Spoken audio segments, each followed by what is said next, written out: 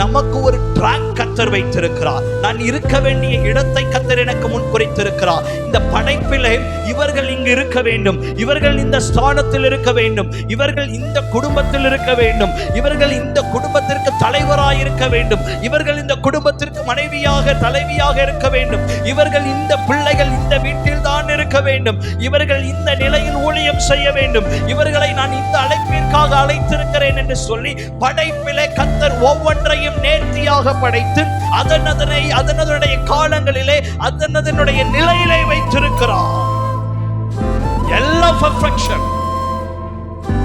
நான் ஏன் உங்க வீட்டுல பிறந்தேன்னு என்ன பண்ண முடியாது, உங்க பிள்ளை உங்களை பார்த்து கேட்க முடியாது. நான் ஏன் உன்னை கட்டிக்கிட்டேன்னு சொல்லிட்டு மனைவியோ கணவரோ திரும்ப திரும்ப என்ன பண்ண முடியாது, கேட்க முடியாது. இது படைப்பினுடைய மேன்மை. அது ஒப்புவிக்கப்பட்டது.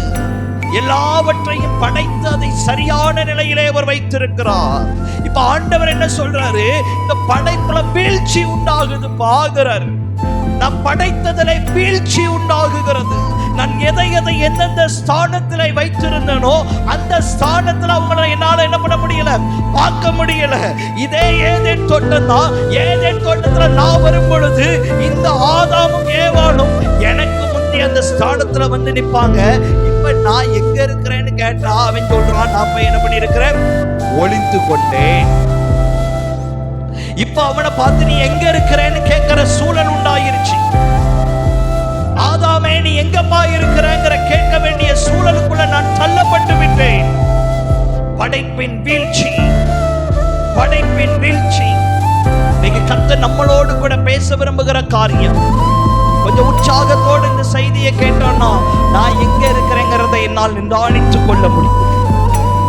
ஆண்டவர் நம்மோடு பேச விரும்புகிற காரியம், நீங்க படைப்பின் மேன்மையில இருக்கிறீங்களா, படைப்பின் வீழ்ச்சியில இருக்கிறீங்களா? நான் உங்களை எந்த இடத்திலே நான் வைக்க விரும்பினேனோ, எந்த இடத்தில் வைத்தேனோ அந்த இடத்துல நீங்க இருக்கிறீங்களா? இல்ல உங்களையும் பார்த்து நீங்க எங்க இருக்கிறீங்க, அலோ மைச்சக் அப்படின்னு சொல்ற மாதிரி, அலோ நாட் ரீச்சபிள் அப்படிங்கிற இடத்துல நீங்க இருக்கிறீங்களா அப்படிங்கறத கர்த்தர் உங்களிடத்திலும் என்னிடத்திலும் கேட்க விரும்புகிறார்.